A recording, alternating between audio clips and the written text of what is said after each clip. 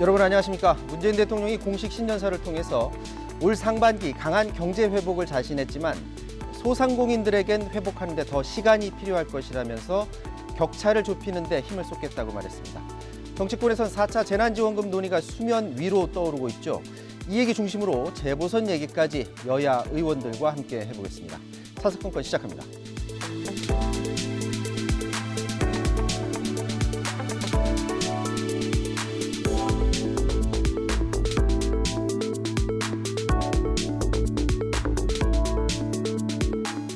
네, 여의도 사석건건 오늘은 강훈식 민주당 의원, 최형두 국민의힘 의원 나오셨습니다. 안녕하십니까? 네, 안녕하세요. 안녕하세요. 네. 자, 오늘 대통령 신년사가 있었고요.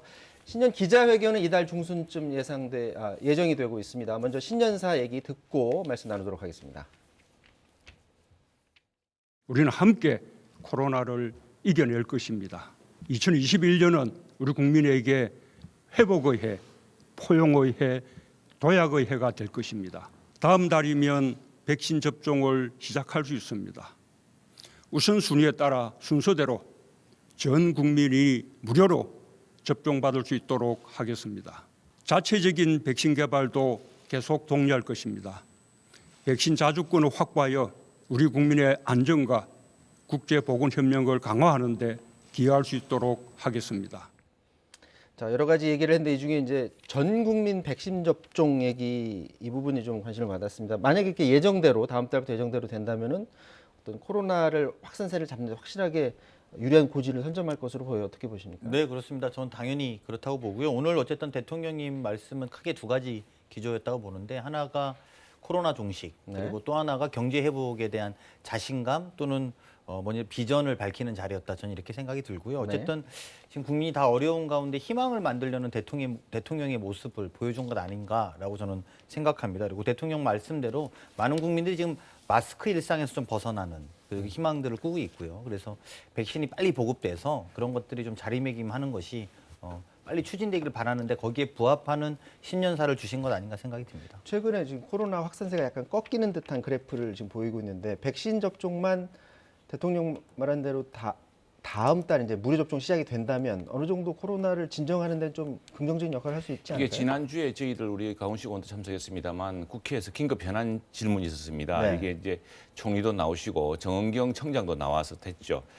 정은경 청장 말에 해답이 있습니다. 이 백신 접종이라는 것은 그 한 번으로 그치지 않고 2주 내지는 얼마 사이에 2번 이상 맞아야 됩니다. 네. 그래야 백신의 효과가 생긴다는 것이고 정은경 청장은 현재대로 한다면 빠르면 한 11월쯤에 우리가 백신 효과가 나타나는 거 아닌가. 네. 국민의 몇십 % 이상 맞아야 되니까. 이게 사실은 굉장히 전략입니다. 지금 저희들이 걱정하는 것은 대통령께서 지금 중대한 사안을 모르시질 않겠는데 네. 과학과 의학의 근거다기보다는 자꾸 뭐 수사학 말로서 자꾸 이렇게 뭐 삼박자라든가 K 방역 무슨 뭐 치료제, 백신. 그래서 갑자기 지난주에는 여당 의원실도 그러시고 정부 관계자들도 우리가 백신을 빨리 개발하지 못하고 또 백신을 빨리 확보하지 않은 이유가 있었다. 접종자, 확진자 수가 적었고 또 엄청난 개발 비용이 들고 이랬는데 오늘 대통령께서는 또 갑자기 자주 개발 또 이런 말씀을 하시고 이게 필요한 것은 이 백신이라는 것은 딱 전 국민의 얼마, 왜 외국에서 3배, 4배, 10배까지 하냐 그러면요. 네. 어떤 기간 내에 집중적으로 맞아야 되기 때문에 그렇습니다. 그리고 인구의 절반 이상, 60%, 70%까지 맞아야지만이 백신의 효과가 나타나는 것이기 때문에 그런데 그건 구체적인 전략이 필요하고 자꾸 지금 사안을 모면하기 위해서 너무 낙관적으로 얘기하면 안 된다. 그리고 뭐 치료제, K 방역 뭐해서 삼박자 갖춰져 가고 있다는 등 아니면 백신의 자주권 이런 말로서 자꾸 하니까 우리가 구체적으로 2월 달부터 되면은 3월 말까지 1차 접종이 다 끝납니다. 그렇게 되면은 또 두 번까지 맞으면은 뭐 7, 8월이면은 전 국민 한 7, 80%가 항체를 가지게 된다든가 이런 전략이 필요한 시점인데 너무 말로서 지금 자꾸 피해가고 있다는 생각이 듭니다. 약간 이제 보는 관점에서 신년사이기 때문에 국민들한테 희망을 줘야 된다라는 측면에서 본다면 지금 대통령의 기조로서 말하는 게 맞는 것 같고 그게 아니라 좀 더 국민들한테 경각심을 주고 말해야 된다면 의원님 말씀하신 대로 어떤 주의사항을 당부하는 차원 거기에 방점을 둬서 말하는 게 맞는 것 같고요. 어쨌거나 이제 경제 회복을 대통령은 상반기 중에 코로나 이전 상황으로 되돌릴 수 있도록 최선을 다하겠다라는 말을 했는데 지금 경제 전문기관들 우리나라 올해 경제 성장률 전망하는 거 보면 한 3% 안팎에서 경제 성장을 할 것으로 전 세계 국가 중에서 그나마 상위권 유지할 것으로 이렇게 전망을 하고는 있는데 국민들이 과연 지금 제일 타격을 입고 있는 소상공인들이 얼마나 그걸 체감할 수 있을까? 이게 최대 관건이 될 것 같은데 어떻게 보십니까? 네, 그렇습니다. 지금 경제는 또 다르게 이제 여러 지표들이 있기 때문에 근데 지난해 굉장히 나빴습니다. 그럼 네. 올해 상대적으로 좋아지는 것이고 이제 골이 깊으면 산이 높다는 말이 네. 있습니다. 또 하나는 우리 경제를 받치는 기둥이 지금 원화가 지금 가치가 상당히 떨어지고 있거든요. 높아지고 있거든요. 있죠. 예. 그럴 경우에 이제 수출에 좋은 것인지 수출이 나빠질 수가 있고 그럴 경우에 뭐 여러 가지 그런 환율도 효과가 있습니다. 그런 등이 있는데 체감하는 것은 지금 경제적으로 너무 소상공인들이 어렵고 서민들이 어렵습니다. 이 문제를 회복하는 것은 그리고 세계 각국이 백신에 집중했던 것은 백신이야말로 경제고 백신이야말로 민생이라는 그런 자각 때문이었습니다. 왜냐하면은 이 지금 우리가 말하는 K 방역이다 뭐다는 것은 국민의 자유와 생업을 제한해 가면서 유지해온 네. 방역 체계입니다. 이걸 1년씩 끌 수가 없습니다. 외국은 그게 안 되기 때문에 빨리 백신으로 갔던 것이거든요. 그래서 저는 이게 그 단순히 경제 지표만을 볼 문제는 아니고 어떻게 하면 빨리 코로나 방역, 코로나의 어떤 확산 속도를 잡느냐에 이렇게 좌우된다고 생각을 합니다. 수치 3%는 달성하더라도 국민들이 그만큼 체감을 해야 될 텐데 어떻게 보세요? 과거에 두 정부에서 수치 3% 우리가 못 들어본 그 경제 성장률이죠. 그리고 실제로도 지금 뭐 수출이 환율이 올라서 어렵다고 하지만 12월 달이 역대 최고 수출을 보이면서 500억 달러 이상의 2년 만에도 그런 결과를 냈고요. 그래서 종합 주가 지수가 3,000포인트를 상회하고 있고 어쨌든 G7 국가를 넘어서 1인당 국민 소득이 처음으로 넘어 들어갈 거라는 것이고요. 네. 그리고 OECD 국가 중에서 저희가 최고 성장률을 보인 것도 부인하면 안 됩니다. 물론 이런 좋은 수치에도 불구하고 체감하는 경기가 안 좋은 것 또한 사실입니다. 그래서 아마 방송을 보시는 많은 시청자분들이나 국민들이 우리 아직도 힘든데 왜 대통령은 좋은 이야기 하냐라고 하는 생각하시는 분도 있을 거라고 봅니다만 네. 대통령이 말씀하시는 큰 수치가 좋아지고 있는 만큼 저희가 여야가 합심해서 보시는 국민들에게 한 분 한 분씩 좀 체감할 수 있는 경기를 좋게 하는 것 이것이 이후의 과제라고 보고요. 좋은 성과를 표미한다고 해서 성과가 사라지지는 않습니다. 이미 성과는 있는 것이고 그것 기반 위에 더 낮게 국민들이 체감할 수 있게 달려가는 것이다라고 신년사에 내포하고 있다 저는 이렇게 생각합니다. 자, 오늘 혹시 뭐 사면 관련해서 발언이 나올까 생각하는 사람들도 있었는데 사면 관련 발언 나오지 않았습니다. 근데 국민들이 과연 사면에 대해서, 그러니까 전직 두 대통령에 대한 사면에 대해서 어떻게 생각하는지 물어봤더니, 자, 국민들은 국민 통합에 사면이 기여하지 못할 것이다라는 그런 응답이 10명 중 5명 이상이 그런 대답을 하고 있는 그런 상황입니다. 자, 이번 신년 사에서는 발언을 하지 않았지만 적어도 이달 중순에 예상되는 신년 기자회견에서는 뭐 가타부타 어떤 말이 있지 않을까라는 그런 전망들을 하고 있는데 말은 어쨌거나 좀 대통령이 내놔야 한다고 보시는데요? 아니 이제 기자분들이 묻겠죠. 네. 사실은 이제 이미 또 뜨거운 화두가 됐으니까요. 네. 대통령께서는 어떤 말씀을 하실 수밖에 없는 상황일 텐데 그 전에 말씀드린 거랑 똑같습니다. 방금 여론조사도 봤습니다만 국민적 공감대가 형성되지 않는 것이죠. 이거는 사실은 야당도 좀 이 부분에 대해서는 국민적 공감대를 어떻게 확산시킬 건지 고민을 해야 될 겁니다. 대통령께서도 국민적 공감대 없는 사면에 대한 부담이 있지 않겠습니까? 네. 그리고 그 국민적 공감대를 만들려면 당사자들의 진정한 사과가 기반돼야지 국민들도 공감할 수 있을 거라고 봅니다. 그래서 지금 이 상태로 계속되는 것 그리고 야당이 마치 이게 연초에 뭐 굉장히 우리 주호영 원내대표가 뭐 화도 내고 뭐 문제가 많다 말이야 이렇게 주장한 것처럼에 비하면 국민들이 오히려 반대로 저렇게 하면 안 되지 않느냐라고 인식을 받아들이고 있다고 저는 보여지거든요. 네. 그래서 오히려 지금이라도 정말 진정한 사과 그리고 그건 뭐 이미 우리 김종인 대표께서 이미 하셨으니까요. 12월 중순에 그 연장선상에서 진정한 사과하고 국민적 공감대를 넓혀 나가야지만 뭐 이야기가 있을 것이지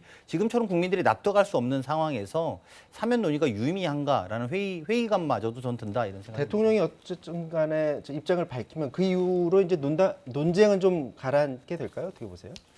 이게 이제 저희가 몇 차례 얘기했습니다. 대통령의 통자가 이게 통솔하다 통자가 아니고 통합할 통자입니다. 그리고 역대로 이 사면 주제라는 것은 참 대통령의 정권임, 대통령의 은전이거든요. 이것은 대통령이 결단해야 할 사안이고 그래서 지지자의 반대를 무릅쓰고 자신을 지지했던 사람들 또는 탄핵했던 사람들의 반대를 무릅쓰고 과연 국민 통합을 위해서 어떻게 결정을 내릴 것인가 이 문제고 더구나 이 문제를 던진 사람도 다름 아니라 민주당 여당 대표였습니다. 대표였었죠. 그래서 지금 그분이 이제 사면했다가 사면 초과에 빠지느냐 마느냐 뭐 이런 상황 같은데 이것은 통합할 자, 최고 통합할 수 있는 대통령의 결단 사안이고 무엇이 진정으로 국민 통합인가. 이제 역사에 대한 평가는 분명히 나 있는 것이고요. 또 정치에 대한 책임은 분명히 지고 있는 겁니다. 그런 측면에서 어떻게 할 것인가. 그 결단을 이제 보여줄 대목만 남았다고 봅니다.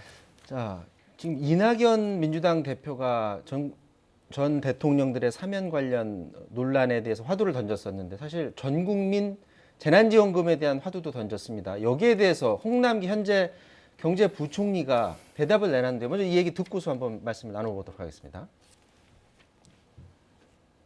3차 지원금이 아직 지급이 안 된 상황이고 4차 재난지원금 관계를 논의하는 것은 시기적으로 좀 이르지 않는가. 만약 지급이 불가피하다면 저로서는 전 국민 지원보다는 피해 계층에 집중 지원하는 선별 지원이 저는 바람직하다고 보고요. 그걸 역으로 생각한다면은 다른 국민들은 중요하지 않다는 말씀은 아닙니다. 정부의 재정도 화수분이 아니기 때문에 한정된 재원이라면 그와 같이 피해 계층의 지원을 두텁게 하는 것이 경제 전체 구조로 바람직하지 않느냐 하는 얘기고요.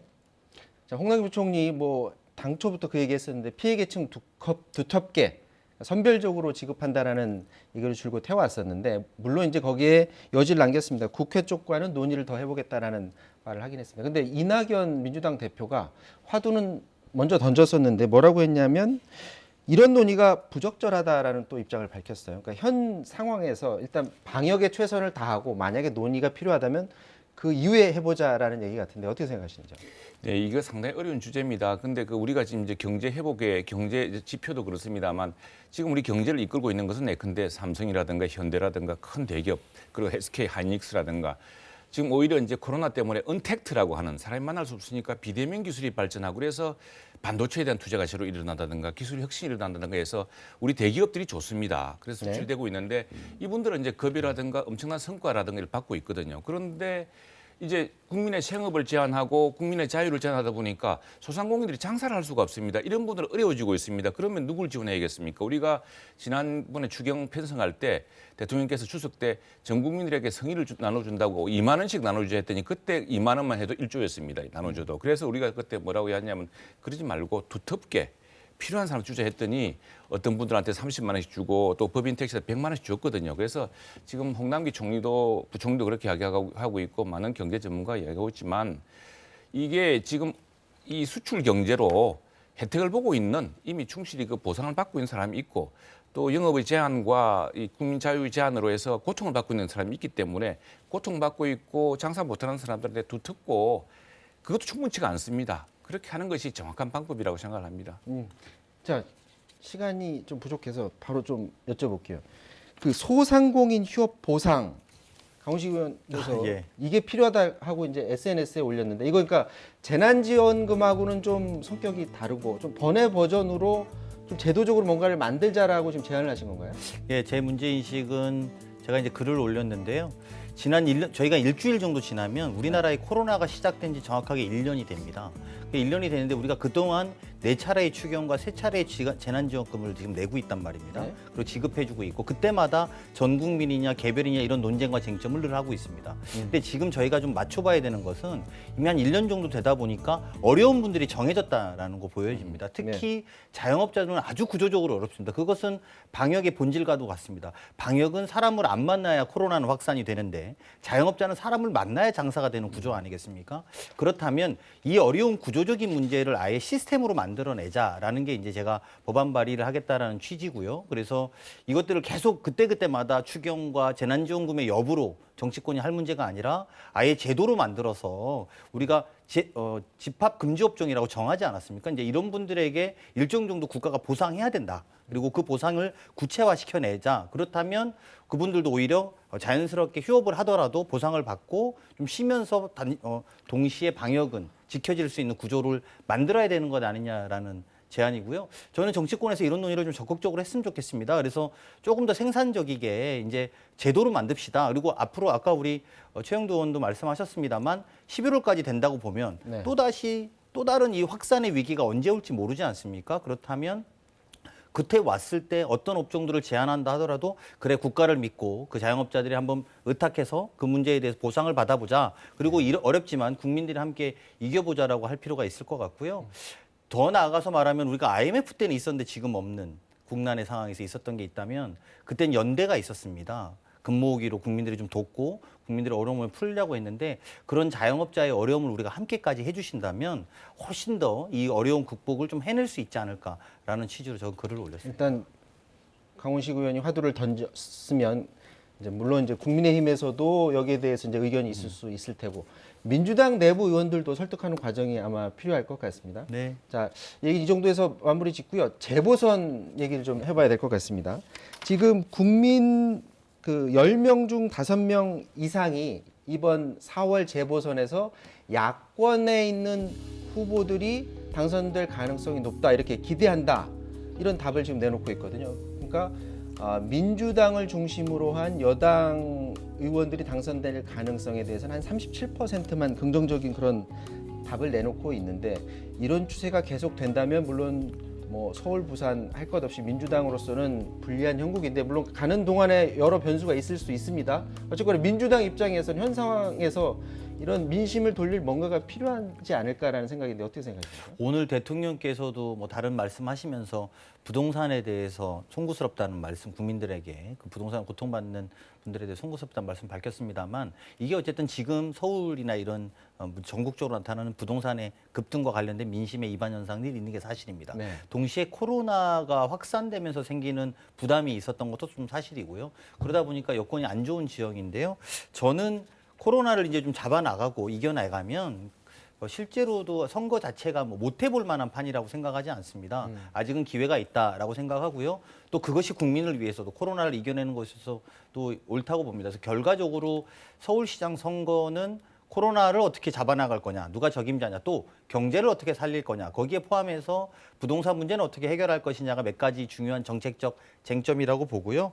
또 부산 같은 경우에는 서울보다 좀 더 어려운 형국입니다만 김영춘 오늘 그 전 국회 사무총장이 출마 선언을 하고 나면 오히려 좀 더 분위기가 바로 잡히지 않을까라고 기대하고 있습니다.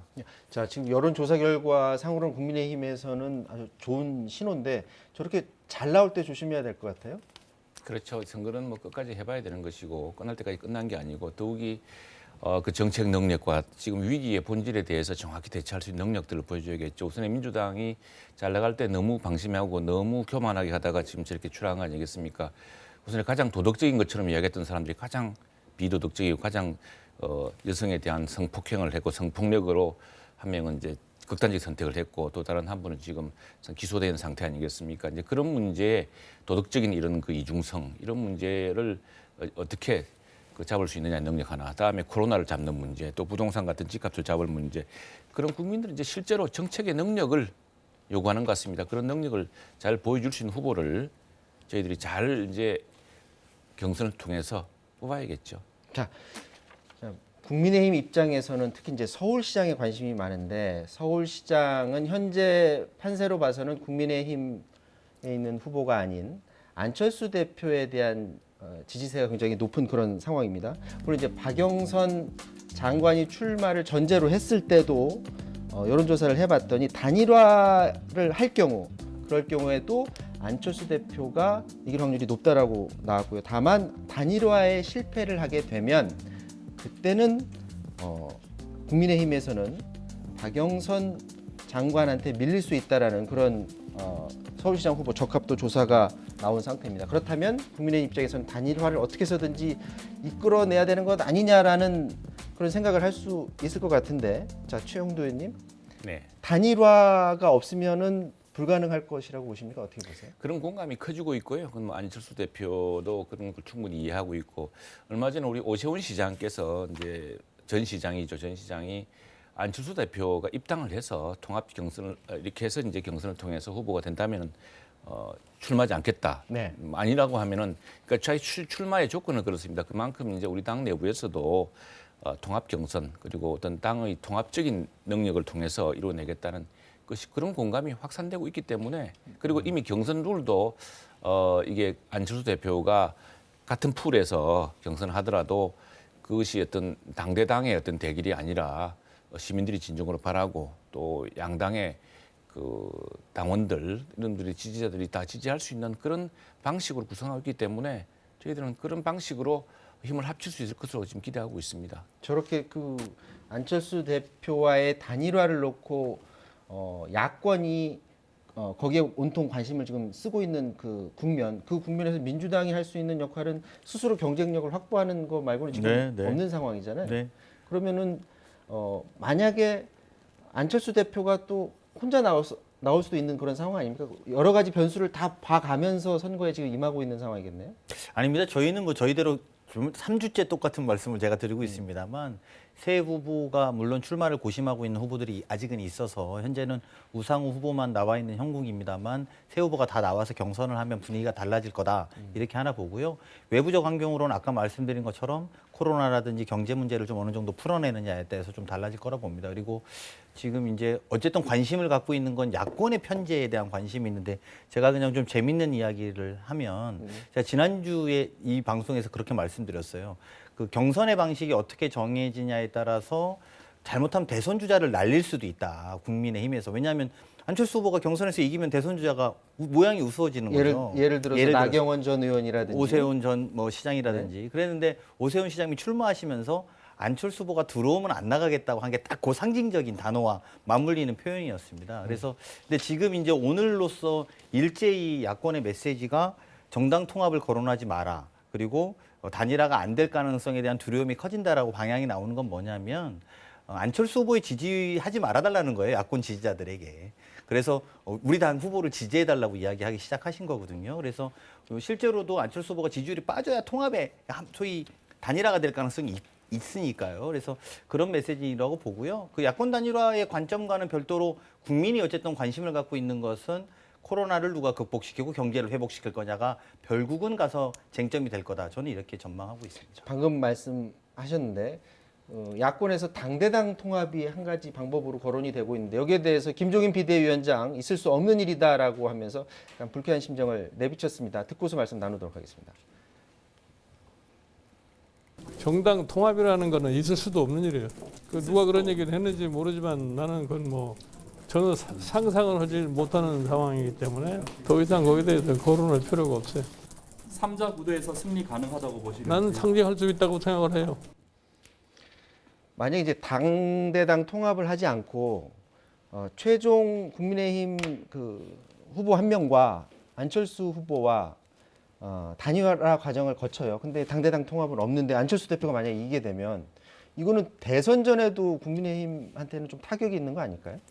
이제 그건 뭐 너무 극단적인 저 가정의 상황 같고 지금 이 문제가 그렇게 크게 논란이 되지 않을 겁니다. 이게 자꾸 이제 인위적인 질문을 만들어서 이렇게 하니까 이제 그 김종인 비대위원장이 저렇게 답변하신 것 같은데 실제로 지난번에 그 국민의당은 지난 그 총선 때 후보를 내지 않았습니다. 그러니까 지역구 후보 없이 비례대표만으로 했던 거거든요. 그래서 굉장히 어떤 힘을 합치기에는 좋은 조건이고 그런 문제에 대한 여러 가지 고심을 하고 있다고 보고요.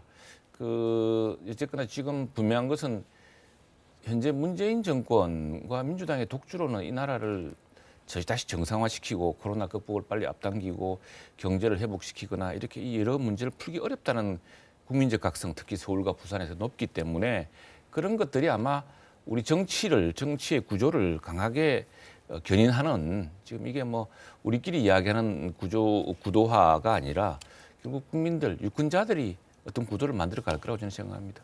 지금 뭐 서울시장 후보군으로 불리는 여러 사람들 중에서 최근에 나경원 전 의원 그리고 박영선 장관이 한 TV 프로그램에 나오고 있습니다. 나경원 전 의원은 6일 방송에 나왔고요. 그리고 박영선 장관은 오늘 이제 방송될 예정이라고 하는데 여기에 대해서 다른 그 후보군에 있는 분들께서 이의를 제기하고 있는데요. 먼저 얘기 듣고서 말씀 나누도록 하겠습니다. 두 분이 유력한 서울시장 후보로 거론됐기 때문에 또 출연시켰다는 것이 분명한 거 아니겠습니까? 네. 그렇다면 이 아무리 예능 프로그램이지만 아직 경선이 끝나지 않은 두 당의 특정 후보를 집중적으로 조명해줬기 때문에 이것은 명백히 선거에 개입한 것이고 그래서 공정성을 상실한 것이다. 이렇게 비판할 수밖에 없죠. 사실은 저도 시장파 방송에서 제안이 왔었습니다. 그런데 저는 서울시장 나올 것이 분명하다 이렇게 입장을 밝혔고 그랬더니 그쪽에서도 그러면 하지 말자. 그래서 저는 이제 안 한 경험이 있기 때문에 저는 이런 얘기를 자격이 있다고 봅니다. 앞서 그 김종인 비대위원장 질문은 제가 최영두 의원께 드렸으니까 이번에는 강훈식 의원께 여쭤보겠습니다.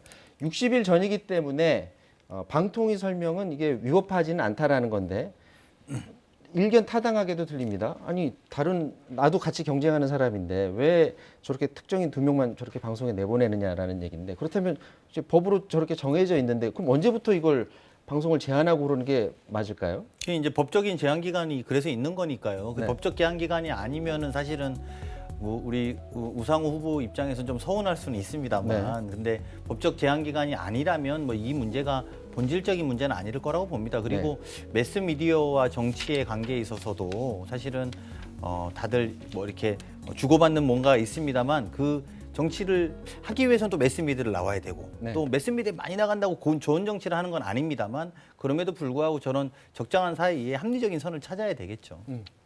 자, 이 얘기를 마지막으로 좀 해봐야 될 것 같은데요. 이제 전 국민의힘 의원인가요? 김병욱 의원 그 성폭행 의혹 파문 일으키고 이제 탈당을 했는데 오늘 그 피해자로 지목된 여성이 입장을 냈다고 합니다. 불미스러운 일은 없었다라는 입장을 보좌관 협의회 입장문을 통해서 네. 조금 전에 입장을 낸 것 같아요. 자, 그렇다면 이제 국민의힘 입장에서 봤을 때는 자, 이제 이거는 더 이상 논란이 돼서는 안 된다. 이제 더 이상 얘기하지 말자. 이런 입장이신 건지 아니면 자, 저렇게 의혹을 제기한 그런 유튜브 채널과 다른 당사자 입장이 나왔으니까 한번 진실이 뭔지 한번 밝혀 보는 게 맞는 건지 어떻게 이제 보십니까? 김병욱 의원이 본인이 스스로 사실 이 일로 해서 이게 어떤 그 의혹이 길어지는 걸 원치 않기 때문에 자기는 분명히 사실관계를 밝힌 뒤에 다시 당당하게 돌아오겠다라고 제 이야기한 적이 있고 그다음에 오늘 저도 이제 조금 전에 문자를 받았는데 그 국민의힘 보좌진 협의회 회장을 통해서 이제 이분들이 아마 그 당시에 사건은 보면은 지금 보도된 바를 보면은 당시에 이제 보좌진들이었던 사람들끼리의 어떤 그 이야기였던 모양인데 그래서 그 당사자로서 이제 보좌진 협의회가 이 피해자로 지목된 사람이 해당 의원 간의 일체의 불미스러운 일도 없었음을 밝힌다. 당사자의 의사는 물론이고 사실관계조차 확인되지 않은 일방적인 허위사실 유포로 인해 고통받고 있는 저희 입장을 생각해 주시고 더 이상의 억측은 자제해 주시길 바랍니다. 이제 이 사건의 키는 이 당사자, 그러니까 당사자가 지고 있기 때문에 이분이 이 문제를 어떻게 하느냐에 따라 사실은 이게 뭐 사법 방향으로 갈 수도 있는 것이고 이랬던 것인데 지금 서울시장이라든가 부산시장 선거라는 것은 그 당사자들이 피해 사실을 분명히 호소를 했고 그랬는데 그걸 피해자로 인정하지 않고 피해 호소인이라는 희한한 조를 만들어서 왜곡하려고 했던 민주당 의원들이 악화시켰던 거 아닙니까? 우리는 당사자가 이 문제에 대해서는 주장했던 거고요. 그렇죠. 우리는 문제는 당사자의 주장과 당사자의 2차 피해도 없어야 될 뿐만 아니라 당사자의 그 진실이 분명히 밝혀져야 된다고 저는 이런 피해가 있다면 반드시 보호해야 되고 그런 입장을 확고합니다. 지금 그 동안에는 이제 뭐 서울시장이라든지 부산시장 전 시장이죠.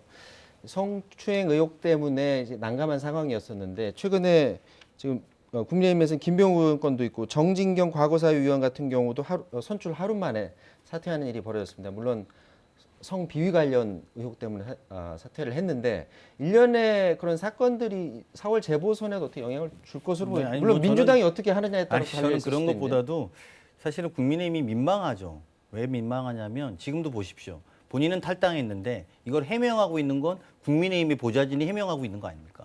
앞뒤가 안 맞는 거예요. 탈당해서 상관없다고 설명하고 싶지만 해명은 보좌진들이 하고 있는 거거든요. 그러니까 자당 소속인 겁니다. 이게 국민들을 눈 가리고 아웅하지 말자고 아까 모두에도 계속 말씀하셨는데 이게 사실은 진짜 눈 가리고 아웅하는 격이다. 저는 이렇게 보고요. 그리고 뭐 국가인권위원도 추천했는데 그런 문제가 발생되고 이제 이렇다고 보면 사실 좀 겸허했으면 좋겠습니다. 저는 뭐 누가 누구를 공격하기 이전에 정치권 자체가 이런 문제 좀 겸허하게 받아들이고 다만 이 과정에서 피해자 회유나 입막음이 없는지도 밝혀야 될 겁니다. 그리고 동시에 2차 피해가 발생되지 않도록 보호하고 있는지도 되물어야 될 것입니다. 그리고 어쨌든 이 부담 없이 주장할 수 있도록 저희가 국민의힘 당 차원에서도 좀 조사를 하는 게 탈당했으니까 끝났다 하지 말고 보좌관 협의회 회장이 설명할 정도면 차라리 당 차원에서 확인을 하십시오. 그래서 당에서 확인했는데 문제가 없더라. 뭐 아니면 또 문제가 있더라. 이게 좀 더 저희를 이후에 공격하실 때도 편하지 않을까 생각이 저희들이 듭니다. 분명하게 말씀드릴 것은 저희들은 어느 당처럼 피해자를 피해 호소인이라고 한다거나 여성 의원들이 집단적으로 비호한다거나 피해자들 2차 가해를 하지는 않습니다. 저희들 그 부분에서 최소한의 양식은 있는 정당입니다. 자, 오늘 김종인 비대위원장이 보궐선거에서는 후보자를 철저히 검증하겠다 이런 입장을 밝혔는데 특히 이번 선거만큼은 이번 선거가 이루어지는 이유도 그것이기 때문에 어떤 성인지 감수성에 대한 검증이라든지 성추행 의혹에 대한 검증 절차 양당이 아마 철저히 해야 되지 않을까라는 그런 생각을 해봅니다. 자, 지금까지 최영두 강원시 구의원과 말씀 나눴습니다. 두 분 말씀 고맙습니다. 네, 네, 고맙습니다.